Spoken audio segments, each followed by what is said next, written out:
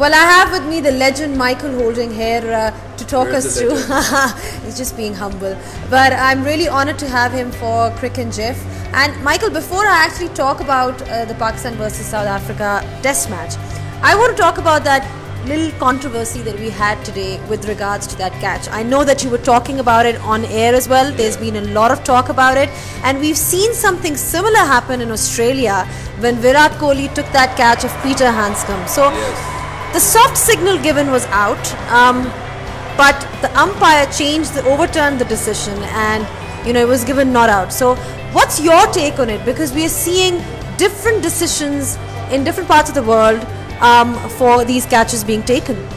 Yes, and that is what I said on television a few minutes ago. We need some consistency with these catches. I think the umpires need to be trained and educated as to exactly what they are seeing on a flat screen. What is happening out there, we live in a three-dimensional world, but what you're seeing on a screen is two-dimensional because it's a flat screen. So it's very difficult to interpret exactly what is happening with catches like that. You're not absolutely sure if the ball has hit the ground or not. The only time you can be sure about something like that is if you have a side-on shot as well. And that is why you see they have a split screen whenever there's anything to do with ultra edge.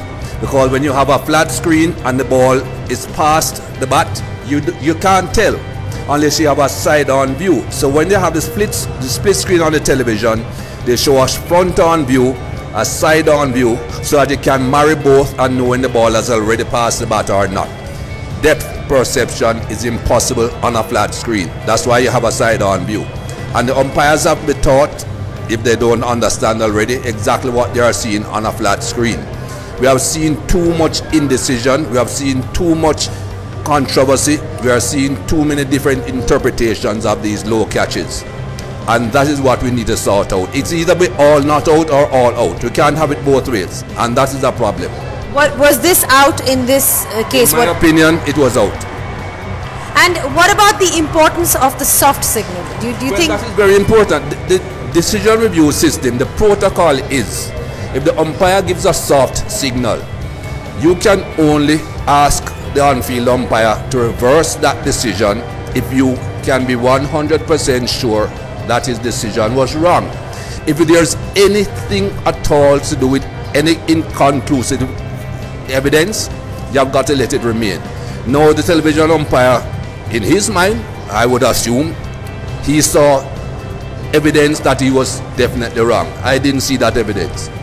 Alright, let's talk a little about the test match. Pakistan were in a dominating position at one time where they were 100 for 1, and you would think that they would post a competitive total, but then they were 190 all out. So we've seen a lot of batting collapses all around the world, and Pakistan has had their fair share. Where do you think they went wrong in this test match? Exactly where you said. They didn't really capitalize on the good start that they got in the second innings. They had been complaining for quite some time that the openers are not giving them a foundation. They got a foundation this time around, and yet they still capitulated. The batsmen have to concentrate. They have to know it's a hard job. I'm not just talking about Pakistani batsmen either. We just saw the Brain. The Brain got a good start, played a few shots, and then gave his wicket away. I don't want to go into what I think is causing batsmen these days to be unable to play long innings, because that's a bit controversial. Everybody knows I don't like 2020, and I think that's the major problem. But they have got to be able to adapt and learn to play long innings, and a lot of batsmen around the world are struggling with that. When you talk about Pakistan's batsmen, so we saw, like you said, we saw Imam ul Haq score that 57. He couldn't really convert it into 100. Then we saw that innings from Shan Masood as well. He's come into the squad and gone on to make that. So there were glimpses which you saw from the batsmen where they showed their talent. But again, it was a case of collapse that followed afterwards. Now Sarfraz Ahmed, there's been a lot of talk about the captain. He's averaging 15 in the last 6 innings, 25 in the last 2 years. Where do you see his future? Because at the moment, especially back home, there's a lot of discussion about the captain, whether he deserves to be in the side himself based on his own performances.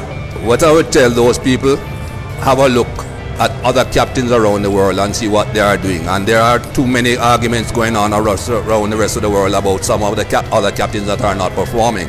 Faf du Plessis, for all of 2018, I think he averages something like 20 odd average for all of 2018. No one is questioning his position in the team. If you are good enough, you will go through a little rough period of time at times. Hashim Amla, 2018 wasn't great for him either. He's not the captain, yes, but 2018 has not been great for him, but he's pretty much winning the test match now for South Africa. If you're good enough, you will come good again, unless of course you're getting old. You can't turn back the clock, but he's not an old man, so give him a chance. All right, and I had another question. A lot of people were asking me about Mohammad Amir. Now, you've seen him in that 2010 test series in England, and now you're seeing him again in 2018. So what are the changes that you've seen in him as a bowler? Do you think he's changed at all? Do you think he needs to do something differently? No, I don't think he has changed a lot. I don't think he needs to do anything differently. I understand at one point he had pretty much lost the ability to bring the ball back into the right-hander, and I think he was asked to go away and work on it. It seemed to be in this test match that he was able to get the ball to come back in a bit, not as much as 2010, but he was out of the game for so long. You can accept that things will go a little bit awry when you're out of the game for that long. But I still think he's a very good bowler. I still think he's good enough to be playing for Pakistan. It's just a matter of him now going out there and getting some wickets. What has to happen though is that his fielders have got to support him. If the catchers are being dropped, don't blame the bowler. We saw a catch being dropped today, an important one as well. Hashim Amla, we brought him back into form as well. He was struggling, but that's how it goes. But when you compare the South African bowlers and the way they've bowled in these conditions in comparison to the Pakistan bowlers, what difference did you see amongst the two teams? And do you think they perhaps need to bowl differently, or were you happy with the way the Pakistani bowlers came forward? I wouldn't really blaming it the Pakistani bowlers. I wouldn't really think any of them bowl badly. Similarly in the South African team, I wouldn't say any of them bowl badly either. Olivier was a pick of all the bowlers, but at the same time, this type of bowling that Olivier did suited this pitch. A little bit uneven with pace, a little bit uneven with bounce. So if you have a pitch like that and you have enough pace and you're his height, you can bang the ball into the pitch on just short of a good length and you'll be successful, because with the uneven pace and uneven bounce, it will create problems for batsmen. And that is exactly what he did. This pitch suited him more than anyone else. So I wouldn't blame anyone else for not taking a lot of wickets. It was just suited him, and he bowled well on the surface. Now, obviously, looking ahead to the next test match, you've got some days off. Pakistan has some days off to change things around. After a loss, what do you think they need to do now to get back into the series? The captain and the coach have got to sit them down and just look at this test match and say, where did we go wrong? And I think they have to look at the batting first of all. Sit the batsmen down and say, okay, this is the innings you played. Could you have done anything differently? This is the way you got out. Do you think anything could have been done differently so that you didn't have to play that particular shot? Or perhaps your thought process at this particular time wasn't quite right, and work that out. It's as simple as that. The batting is what let Pakistan down in this test match, and that is where they've got to look, concentrate on that, find where they went wrong and try and correct it. I've got one question from you for somebody. He's asking me, please ask Michael if there was any batsman he'd love to bowl in this day and age, who would it be? Any batsman I would love to bowl to in this day and age? Yeah. It would depend on the pitch.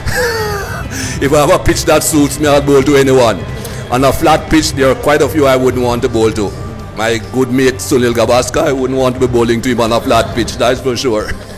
Well, we know that you were able to bowl in all kinds of conditions.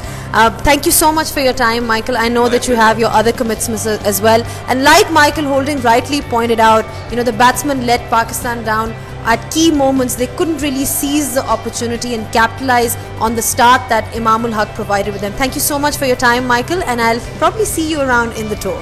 I'll be around, that's for sure.